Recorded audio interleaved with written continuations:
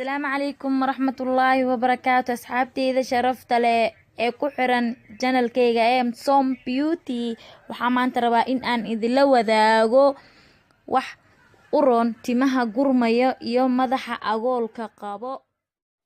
Waan isku darsan doonaa alaabtan hortiina ka muuqato.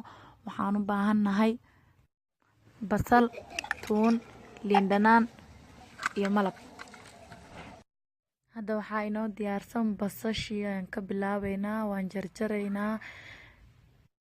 kadibna waxaan u baahanahay inaan soo qaadano geedka lagu hoolo karoodka, waan hooleynaa.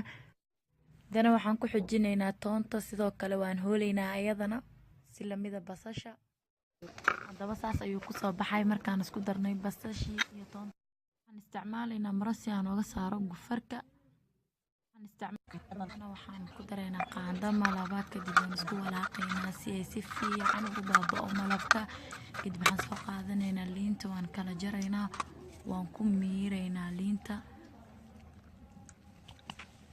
waxaan madaxa masaajeynaysaa ilaa lafta hoose, saas ayaad ugu masaajeynaysaa si fiican. kadib waxay u roon yihiin lafaha xanuunka madaxa, dadka lafaha xanuunayaan ama uu danqado madaxa.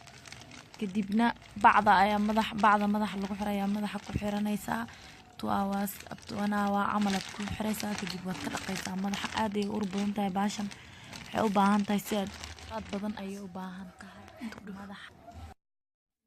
dadka like iyo saar, comment, share, subscribe. waad ku mahadsantahay daawashadaada.